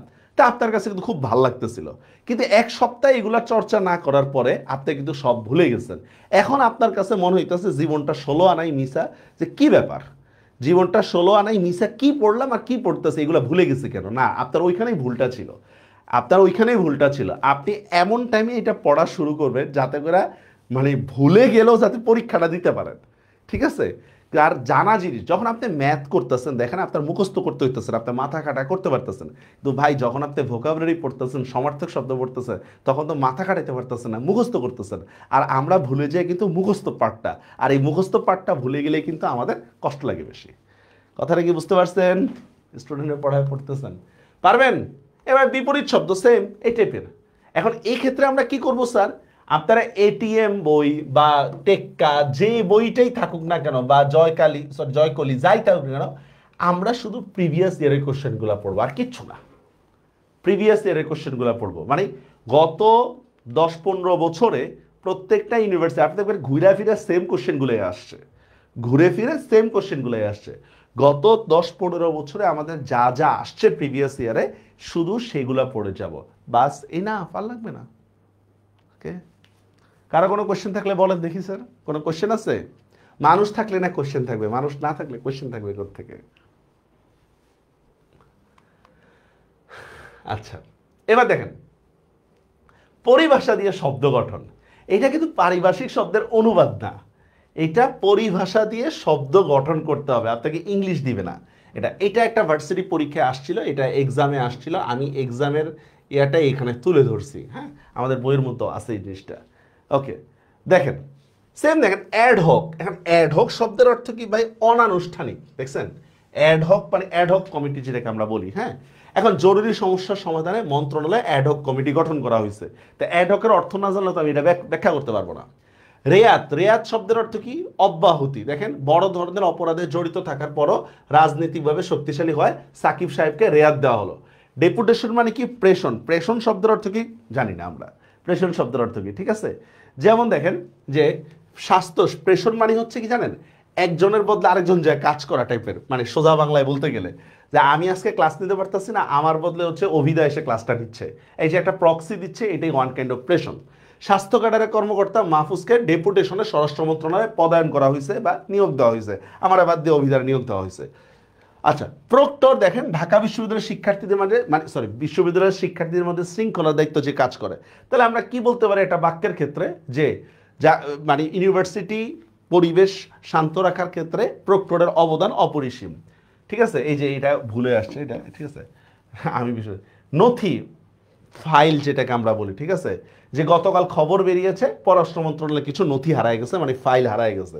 তিলার্ধ খুব সামান্য পরিমাণ সময়, ঠিক আছে, যেমন পরীক্ষায় অকৃতকার্য হয়েও একটা স্টুডেন্ট তিলার্ধ বিচলিত হইল না। ঠিক এইগুলা হচ্ছে পরিভাষিক শব্দ, এগুলা দিয়ে আমাকে শব্দ গঠন করতে হবে। এখন আমার সমস্যাটা কোথায় জানেন? আমার সমস্যাটা হচ্ছে কোন পরিভাষাটা কোন ক্ষেত্রে ব্যবহৃত, এটাই তো আমরা জানি না। যেমন একটা উদাহরণ দিই, ফর এক্সাম্পল দেখেন আমি লিখলাম মুদ্রাস্ফীতি। মুদ্রাস্ফীতি, ভাই মুদ্রাস্ফীতি জিনিসটা কি? আই ডোন্ট নো মুদ্রাস্ফীতি জিনিসটা। হ্যাঁ, তা এখন মুদ্রাস্ফীতি না জানলে আপনি মুদ্রাস্ফীতি দিয়ে বাক্য গঠন করতে পারবেন? মনে করেন আমি কথা বললাম যে এসিএস এর ক্লাসগুলোর মধ্যে অনেক মুদ্রাস্ফীতি দেখা যায়। আরে ভাই, এসিএস এর লোকে মুদ্রাস্ফীতির সমস্যা কি? না, থাকতেও পারে কোনো না কোনোভাবে, থাকাটা অসম্ভব কিছু না, ঠিক আছে। বা এই দেখেন আমি লিখলাম ইশতেহার। তো ভাই ইশতেহার শব্দের অর্থ কি? I don't know. ইশতেহার শব্দের অর্থ আমি জানি না, ঠিক আছে। হ্যাঁ, বাগানে গেলে ইশতেহার পাওয়া যায়। আরে ভাই, ইশতেহার কি বাগানে পাওয়া যাওয়ার বিষয়? তা আমাদের ইন্টারমিডিয়েটে যে পরিভাষাগুলো আমরা পড়ছিলাম, ভাই দেখেন অধ্যাদেশ, তা অধ্যাদেশ কাকে বলা হয়? অধ্যাদেশ কাকে বলা হয় আমি তো জানি না। অধ্যাদেশ আমরা ইন্টারমিডিয়েটে যখন পরিভাষাগুলো পড়ছিলাম তখন আমরা মুখস্থ করে গেছিলাম, ঠিক না? এই জন্য আপনাদের এফআরবি ক্লাসের মধ্যে, জানি না কারো মনে আছে কিনা, পরিভাষাগুলো ব্যাখ্যা করে করে পড়াইছিলাম। পরিভাষাগুলো ব্যাখ্যা করে করে পড়াইছিলাম, তখন অনেকেই মনে করছিলেন এটা কি দরকার, শুধু শুধু অপ্রয়োজনীয়। এখন বুঝবেন যে এটার কি দরকার। হ্যাঁ, মুদ্রার ক্রয় ক্ষমতা হ্রাস, রাইট, মুদ্রার ক্রয় ক্ষমতা হ্রাস, এটা তো জাস্ট আপনারা জানেন এই জন্য বলা। কারণ আর্টসের একটা শব্দ যদি আমি বলি তো সার্বভৌমত্ব বলতে কি বোঝায়, হ্যাঁ, তখন কিন্তু আপনি ব্যাখ্যা করতে মুশকিল হয়ে যাবে। কি এফআরবিতে কেউ ছিলেন? এফআরবিতে দেখেন স্যার, আমি এখানে পরিভাষাগুলো দিয়ে রাখছি, ভালো কথা। দেখেন কিছু পরিভাষা আপনারা ব্যাখ্যা করতে পারবেন না, যেমন আমি দেখাই পুস্তিকা। তো ভাই পুস্তক এবং পুস্তিকা দুইটার মধ্যে পার্থক্য কি? পুস্তক এবং পুস্তিকার মধ্যে পার্থক্য কি? ডিসপোজাল এই জিনিসটা কি? পাণ্ডুলিপি জিনিসটা কি? আপনারা ব্যাখ্যা করবেন। হ্যাঁ, আসেন। ধর্মঘট বুঝলাম, পুঁজিবাদ। পতাঙ্গন জিনিসটা কি? পতাঙ্গনের চেয়ে ডকিয়ারটা ভালো বুঝবেন। ডকিয়ার, যাক এটা। অভিশংসন জিনিসটা কি দেখছেন? এই যে অভিশংসন, কাকে অপসারণ করলে সেটাকে অভিশংসন বলা হয়। ঠিক আছে, অন্তর্ঘাত এটা পারবেন, ছাড়পত্র পারবেন, ইশতেহার এই যে ইশতেহার জিনিসটা কি? এটা খায় না মাথায় দেয়। ঠিক আছে, আদমশুমারি লাগবে না। আচ্ছা, অ্যাকিউজড অবৈতনিক এই যে অবৈতনিক এই জিনিসটা কি? অনাররি বলি না, অনাররি। ধরুন অনারিয়াম একটা কথা বলে। অবৈতনিক মানে হচ্ছে বিনামূল্যে, যেমন সরকার গ্রামের মেয়েদের জন্য ইন্টারমিডিয়েট পর্যন্ত বিনামূল্যে পড়ার ব্যবস্থা করছে। আমি জানি না কোন জায়গায় করছে, অনেক জায়গায় হয়তো করছে, কিন্তু আমার হাতে এরকম সংবাদ আসে নাই। তো এই যে অবৈতনিক, ঠিক আছে। তারপর দেখেন জিম্মি, বুঝেন জিম্মি? এটা ভালো করে বুঝেন আপনারা, জিম্মি জিম্মি। তারপর দেখেন প্রাপ্তি স্বীকার। কথা সাহিত্য কাকে বলে ভাই? কথা সাহিত্য। তাহলে নর্মাল সাহিত্য এবং কথা সাহিত্যের মধ্যে পার্থক্য কি? হিমাগার কাকে বলে? যদিও এখন সিন্ডিকেটের প্রভাব, এখন হিমাগার শব্দটা ভালো বুঝবেন। হ্যাঁ, এখন হিমাগার শব্দটা ভালো বুঝবেন, যেহেতু সিন্ডিকেটের মধ্যে আপনারা দেখছেন সিন্ডিকেট চলতেছে। আচ্ছা, ব্যাংক্রাফট জিনিসটা কি? ব্যাংক্রাফট বা দেউলিয়া জিনিসটা কি? ঠিক আছে, এই জিনিসগুলা এভাবে আপনারা বের করে নেবেন। আমি আপনাদেরকে কিছু ব্যাখ্যা দিব, কোনো সমস্যা নেই। কিন্তু দেখেন এখানে যে ওয়ার্ডগুলো দেখালাম অনেকগুলোই কিন্তু আমরা জানি না, ঠিক না? এখানে যে ওয়ার্ডগুলো আমরা দেখাইছি বাংলা ভাষায় লেখা, কিন্তু আমরা অনেকগুলোই জানি না কোনটা কোন জায়গায় ব্যবহার করতে হবে। ঠিক আছে, তো এই জিনিসগুলো আমাদেরকে ইয়ে করতে হবে। যেমন বন্ড, প্রতিজ্ঞাপত্র জিনিসটা কি? বন্ড কিনে কিভাবে, এটার সাথে একটা কানেকশন আছে কিন্তু। এখন আমি আপনাদেরকে দেখেন কিছু ব্যাখ্যা এখানে দিচ্ছি, ইন্টারের বিষয়টা। যেমন দেখেন, ইনফ্লেশন মানে হচ্ছে মুদ্রা মূল্যবান বা ক্রয় ক্ষমতা কমে যাওয়া। তাহলে আমরা একটা বাক্য গঠন করতে পারি, দেখেন যে অধিক টাকা ছাপার কারণে কি বাংলাদেশে মুদ্রাস্ফীতি দেখা দিচ্ছে, শেষ। বুঝে গেছে? তারপর দেখেন ডিফ্লেশন মানে হচ্ছে মুদ্রার ক্রয় ক্ষমতা বেড়ে যাওয়া। তাহলে ওইটার বিপরীত, যে টাকা না ছাপানোর কারণে কি মুদ্রার মান বেড়ে গেছে।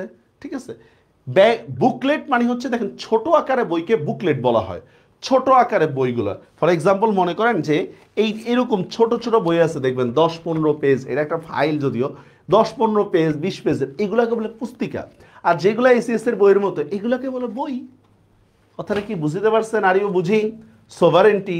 গুডউইল কাকে বলে? দেখেন গুডউইল, হুম হুম গুডউইল হচ্ছে একটা সুনাম। সুনাম এটা কিন্তু দেখা যায় না, এটা দেখা যায় না।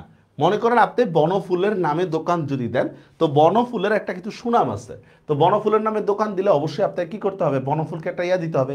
আপনি এসিএস এর নামে কিছু করতে হলে তার একটা সুনাম আছে, ওই জিনিসটার জন্য আপনাকে মানে আপনার একটা রেপুটেশন পাচ্ছেন, এইগুলোকে বলে গুডউইল।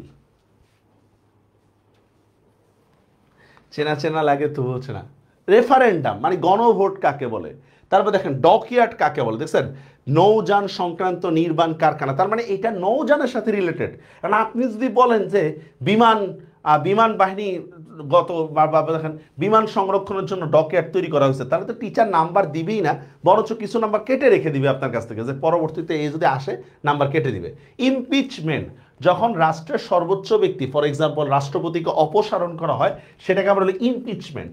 আমার আপনার ক্ষেত্রে যেটা বলে লাইকটা খেদাই দিছে, ওইটা রাষ্ট্রপতির ক্ষেত্রে বলে হচ্ছে ইমপিচমেন্ট, মানে অপসারণের কথা বলতেছে। ঠিক আছে, সাবোটেজ মানে হচ্ছে ভিতর থেকে যে অন্তর্ঘাত, ভিতরের লোকেরা মানে আমার লোকেরাই আমার ক্ষতি করতেছে, আপনার লোকেরাই আপনার ক্ষতি করতেছে, বহিঃশত্রু হচ্ছে অন্তঃশত্রু আক্রমণ করতেছে, এগুলো করলে সাবোটেজ। অর্ডিন্যান্স, এজেন্ডা, কোনো একটা মিটিংয়ের আগে কি কি বিষয়ে আলোচনা হবে এটার একটা এজেন্ডা থাকে। ঠিক আছে, এখন আপনি যদি মিটিংয়ের এজেন্ডা না তুলে যদি অন্য কিছুর সাথে এজেন্ডা দিয়ে শব্দ গঠন করেন, তাহলে তো হবে না। কোল্ড ওয়ার, দেখছেন স্নায়ু যুদ্ধ, যেমন রাশিয়া এবং ইয়ার মধ্যে যে যুদ্ধটা ছিল, আমেরিকার মধ্যে যে স্নায়ু যুদ্ধটা ছিল, এটাই। Is it বুঝিং? ফিকশন কাকে বলে? দেখেন যে কোনো কল্পনার ভিত্তিতে কোনো কাহিনী বা সাহিত্য রচনা করে, এটাকে বলা হচ্ছে কি? হ্যাঁ, এটাকে বলা হচ্ছে ফিকশন। ঠিক আছে ভাইয়া, দুবাইয়ের মুদ্রার মান অনেক বিষয় আছে, এগুলা এগুলা সব শুধু সব মুদ্রার সাথে চলে না, এগুলা পড়তে পারবেন। Is it বুঝিং?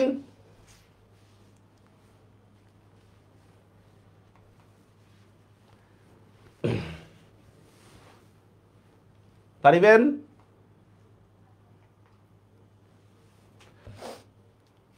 আরে পোলাবেন সব ঘুমাইতেছেন। পোলাবেন ঘুমাইতেছে আর পোলাবেন পড়া বাদ দিয়ে মজা পেয়ে গেছে অন্য কিছুর মধ্যে, সময় নষ্ট করার ক্ষেত্রে পোলাবেন খুব মজা পেয়ে গেছে। বিশ্বাস করেন ভাই, যে দেখেন আগামী বছর আপনারা বুঝবেন সময় নষ্ট করার মর্মটা কি, আগামী বছর বুঝবেন। ঠিক আছে, সময় গেলে সাধন হবে না, আগামী বছর তেমন কিছুই বুঝবেন না আর কি। যদি পাবলিক ইউনিভার্সিটির ড্রিম থাকে তাহলে সেটা আলাদা কথা, কিন্তু পাবলিক ইউনিভার্সিটি পড়লে যে আহামরি কিছু হয়ে যাবেন বিষয়টা এমন না। ওকে, এবার আসেন উপসর্গ দিয়ে শব্দ গঠন। ভাই ইন্টারের কোশ্চেন, পুরা ইন্টারের কোশ্চেন। বা আমি যদি লিখি দেখেন উপসর্গের অর্থবাচকতা নেই, উপসর্গের অর্থবাচকতা নেই, এটা কোশ্চেন আছে না ইন্টারে পড়ছেন যে অর্থবাচকতা নেই, অর্থদ্যোতকতা আছে, বাস এইটাই তো, অর্থদ্যোতকতা আছে দিলাম। বা দেখেন উপসর্গ দিয়ে শব্দ গঠন, পারবেন না এরকম উপসর্গ দিয়ে শব্দ গঠন, এইটা ডাবি পরীক্ষা আসছে, এটা এই দেখছেন উত্তর গড়, গড় দিয়ে একটা শব্দ গঠন করো, গরমিল, প্রতিপক্ষ, অভিযোগ, যে কোনো শব্দ দিয়ে দেন, আপনি যে কোনো শব্দ দিয়ে দেন উপসর্গ, একেবারে সহজ এটা বিষয়। কারণ এটা দিয়ে আপনি বাক্য গঠন করতে পারবেন না। মনে করেন আমি বললাম যে উপসর্গ ঘটিত শব্দ দিয়ে তুমি বাক্য গঠন করো। মনে করেন আমি একটা শব্দ লিখলাম, কি দেওয়া যায়, মনে করেন প্রতিমন্ত্রী। আচ্ছা, প্রতিমন্ত্রী না দিয়ে প্রতিপক্ষ লিখছি, ঠিক আছে, যে বিতর্ক প্রতিযোগিতায় বিজ্ঞ প্রতিপক্ষ আমাদের কথা বুঝতেছে না, বা বিজ্ঞ প্রতিপক্ষ খুব ভালো যুক্তি পেশ করছে, ঠিক আছে। বা এই দেখেন এই যে অজপাড়া গ্রাম, ঠিক আছে, অজপাড়া, তো অজপাড়া তো গ্রামের ক্ষেত্রে আমরা ব্যবহার করি, ঠিক না। অভিযোগ, তোমার প্রতি আমার কোনো অভিযোগ নাই। নিমরাজি মানে সামান্য রাজি, ঠিক আছে, যে মৌনতা সমর্থন লক্ষণ, বা এভাবে আমরা বলতেছি যে দেখেন এই অন্যায় আপনি নিমরাজি ছিলেন, মানে অন্যায়ের সমর্থনে আপনি নিমরাজি ছিলেন, যেহেতু আপনি কোনো প্রতিবাদ করেন নাই, শেষ।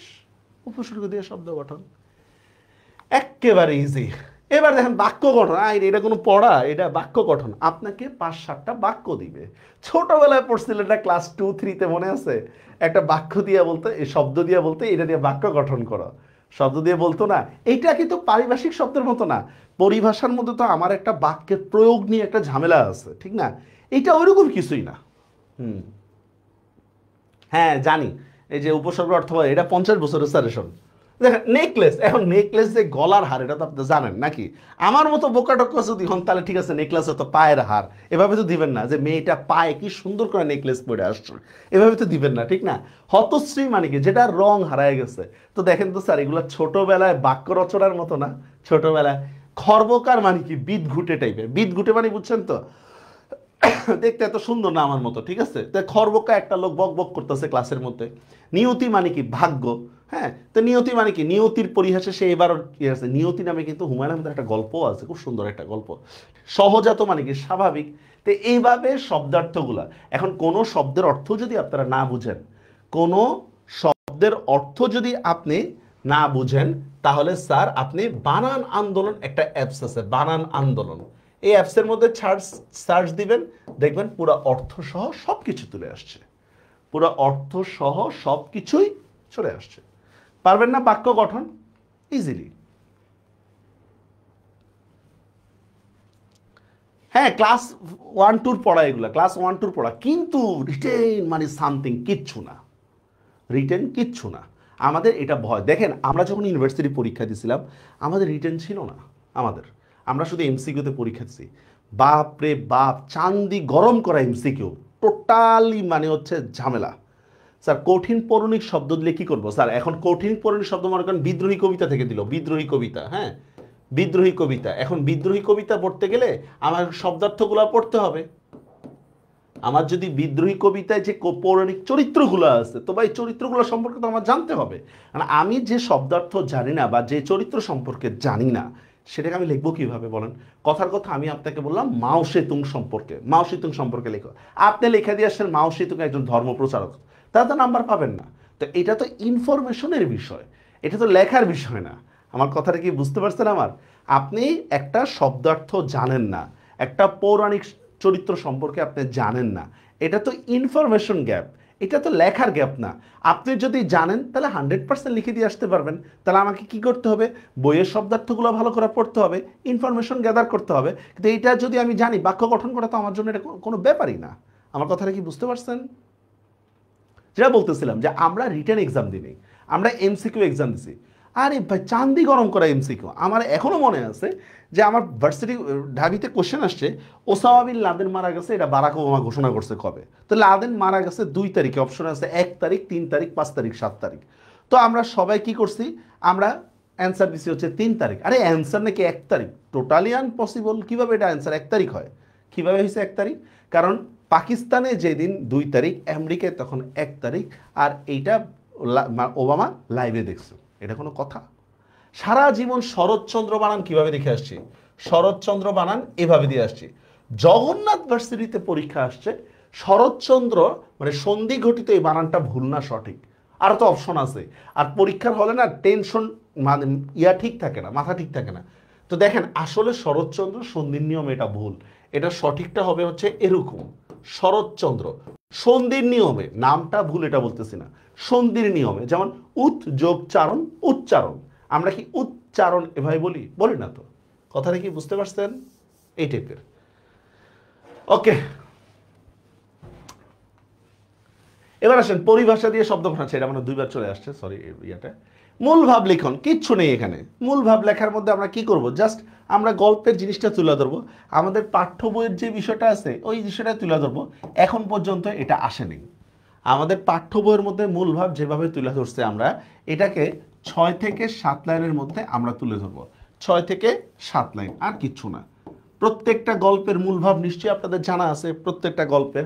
আমি এইখানে মাসে বেশি দেখেন, ফার্স্টে দেখেন আল্লাদির পরিচয়, এক তরুণীর অস্তিত্ব। দেখেন প্রথমে আমরা আল্লাদির, হ্যাঁ আল্লাদির পরিচয় একজন পাইছি, ভালো কথা। আচ্ছা, এর মধ্যে দেখেন সহসা আল্লাদির জীবনে নিরাপত্তার বিষয়টা তুলে ধরছে। তারপর দেখেন সমাজের মানুষ যে তার প্রতি যেটা লালসা ছিল এই বিষয়টা তুলে ধরছে। এভাবে পয়েন্ট টু পয়েন্ট এইভাবে তুলে ধরতে হবে আপনাকে, ঠিক আছে? যেহেতু এখন এটা পরীক্ষায় আসে নাই, কনসার্নের বিষয় না, আর আসলেও ফুল মার্কস না পাওয়ার পসিবিলিটি অনেক বেশি, ঠিক আছে? আসলেও ফুল মার্কস না পাওয়ার পসিবিলিটি অনেক বেশি। কথাটা কি বুঝতে পারছেন? রেইনকোট গল্প বা আমার পথ প্রবন্ধের মূল ভাব, আমরা জাস্ট পাঠ্য বইটাকে ফলো করব। আমরা পাঠ্য বইটাকে ফলো করে নিজের মতো করে আমরা তুলে ধরবো। ওকে, আচ্ছা এবার দেখি আপনাদের কোনো কোশ্চেন থাকলে বলেন। স্যার এই হচ্ছে পুরা রিটেন, এই হচ্ছে পুরা রিটেন। এবার আপনাদের কোনো কোশ্চেন থাকলে বলেন। কি রিটেন নিয়ে আরো কিছু ক্লাস নেওয়া দরকার আছে কি? ভাব সম্প্রসারণ, সারাংশ, সারমর্ম শেষ। ভাব সম্প্রসারণ ইন্টারমিডিয়েট রিলেটেড, 5 বাক্যের মধ্যে শেষ করতে হবে ভাব সম্প্রসারণ।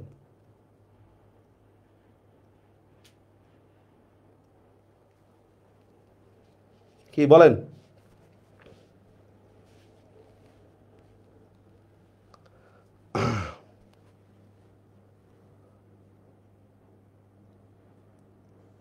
হ্যাঁ, আহ্লাদ করা বুঝা, রংপুরের ভাষা আহ্লাদ করা বুঝা। কি দরকার আছে বলেন? রিটেন ক্লাসে কোন জিনিসটা দরকার আছে? লিখে লিখে দেখাইতে হবে?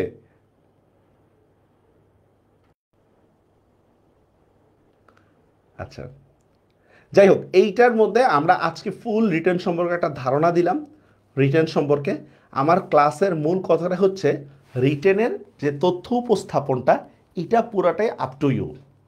এটা আপনার উপরে কিভাবে উপস্থাপন করবেন, বিশেষ করে যেই বিষয়গুলোর মধ্যে চাকা চাকা নাম্বার নাই, সারাংশ, সারমর্ম, তারপর হচ্ছে ওই যে 2 লাইনের সরি অনুধাবনমূলক প্রশ্নের ব্যাখ্যা, এই বিষয়গুলো এটা আপনাকে বেশি করে পড়তে হবে। আর রিটেন নিয়ে আতঙ্কিত হওয়ার একেবারে কিছু নাই। ঢাবি না, রচনা নাই স্যার, রিটেনের রচনা নাই, ঠিক আছে? এত টাইম আছে, ঠিক আছে? তো আতঙ্কিত হওয়ার মতো কিছু নেই, যেটা আমাদেরকে কোচিং থেকে শিখাই দিচ্ছে সামথিং এই সামথিং সেই, আসলে এরকম কিছু না। এখন এখানে সামথিং মনে হওয়ার কারণ হচ্ছে স্যার এটার অনেক নাম্বার ডিপেন্ড করে আনএক্সপেক্টেড টিচারের মন মর্জির উপর। এখন উনি যদি ওনার ওয়াইফের সাথে ঝগড়া করে যদি খাতা দেখে তাহলে তো আলাদা বিষয়, হ্যাঁ।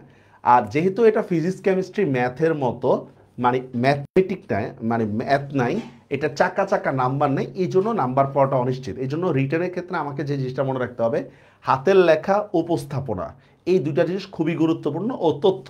হাতের লেখা, উপস্থাপনা ও তথ্য, এই দুইটা জিনিস, এই 3টা জিনিস খুবই গুরুত্বপূর্ণ। এগুলো যদি আপনার ভালো থাকে আপনি ভালো নাম্বার পাবেন। এখন কেউ আপনাকে দেখেন আমি একটা জিনিস লিখি একরকমভাবে, আপনি লিখবেন আরেকভাবে, ঠিক আছে? এটা প্র্যাকটিসের উপর ডিপেন্ড করে। আর আপনি যদি প্র্যাকটিস না করেন তাহলে কিন্তু আপনার লেখাটা খুব সুন্দর হবে না। সুন্দর বলতে আমি বোঝাচ্ছি হচ্ছে উপস্থাপনাটা ভালো হবে না, ঠিক আছে? স্যার আমি এই ক্লাসের মধ্যে বারবার বলি রস্যই ব্যবহার না করে ও ব্যবহার করেন। বাংলা এমসিকিউ সলভ করলেই কি হবে? নো, বাংলা এমসিকিউ সলভ করতে হবে, ঠিক আছে? পরীক্ষার ক্ষেত্রে বলে রাখি এটা যে ভাইয়া ক্লাস নেক, অ্যাডমিশন টেস্টে কেউ নিশ্চয়তা দিয়ে বলতে পারে না এইটাই আসবে, না, এভাবে বলতে হবে এটাও আসবে। বুঝছেন? ঝড়ে যেমন মাঝে মধ্যে বক মরে, ঝড়ে কিন্তু বাঘও মরে। আমাদের পরীক্ষা সাজেশন অনুসারে কমন পড়ে গেলে তখন আমরা ঝড়ে বাঘ মরে গেছে, কিন্তু আমরা নিশ্চয়তা দিয়ে বলতে পারি না।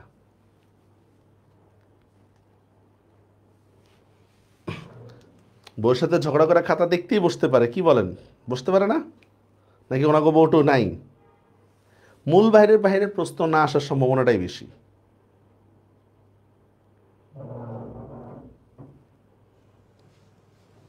হ্যাঁ, দোয়া করেন যাতে ওয়াইফের সাথে ঝগড়া না লাগে, তাহলেই শেষ।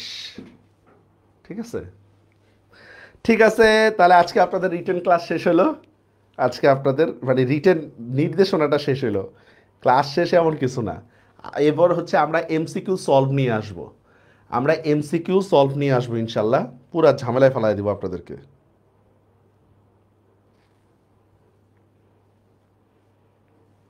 কারো কোনো কোশ্চেন আছে? নাই? আচ্ছা, তাহলে ভালো থাকবেন।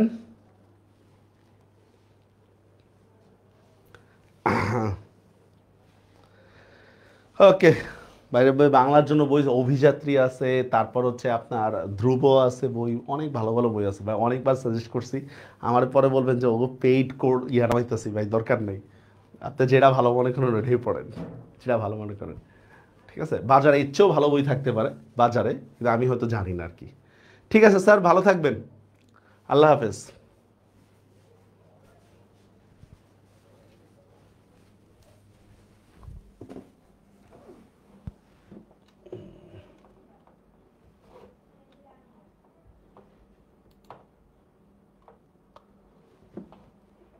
হ্যাঁ।